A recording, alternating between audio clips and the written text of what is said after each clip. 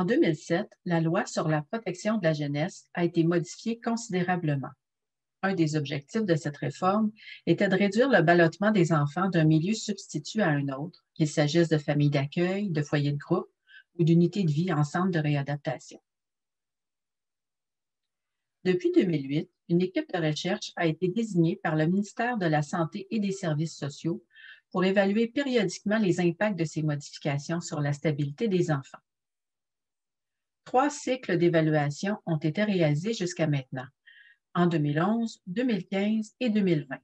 Le dernier cycle était dirigé par moi-même, Sonia Elie et Sylvie Drapeau. Chaque cycle se divise en 2 volets, un quantitatif et un qualitatif.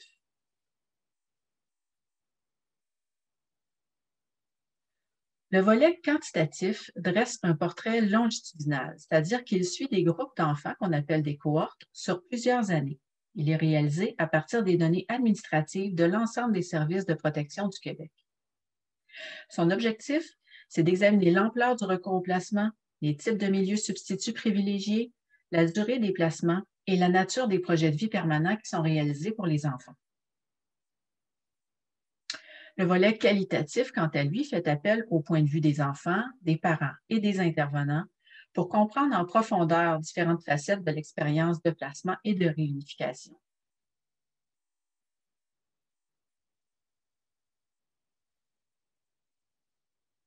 Ces portraits constituent les seules données représentatives dont nous disposons à l'échelle du Québec pour décrire la trajectoire de placement des enfants.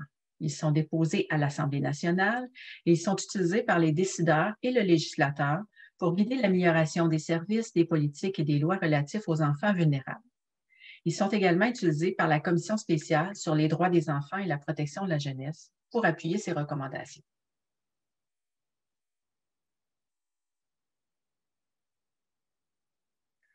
Le plus récent cycle d'évaluation d'impact de la LPJ, celui de 2020, a pris comme point de mire la réunification et le bris de réunification, c'est-à-dire lorsqu'un enfant doit être placé à nouveau après une tentative de réunification avec sa famille d'origine qui n'a pas fonctionné. Les résultats du volet quantitatif indiquent que la réunification familiale est souvent utilisée. Elle se réalise plus rapidement que les autres types de permanence comme l'adoption, la tutelle ou encore le placement à majorité. Toutefois, dans 61% des cas, elle est succédée d'un bris de réunification, c'est-à-dire que l'enfant doit être placé à nouveau. De plus, 77% des bris surviennent à l'intérieur de la première année post-réunification, bien souvent alors que les services de protection sont toujours actifs auprès de la famille. Ceci donne à penser que certaines réunifications sont possiblement utilisées comme un genre de reality check.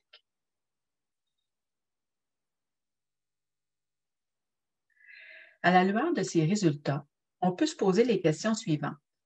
La réunification serait-elle en voie de devenir une sorte de passage obligé pour clarifier le projet de vie de l'enfant? Serait-il possible que les durées maximales de placement imposées par la loi de la protection de la jeunesse conduisent parfois à des réunifications trop hâtives? Tout ceci est préoccupant, sachant que le risque de bris de réunification augmente au fur et à mesure que l'enfant cumule les réunifications qui n'ont pas fonctionné.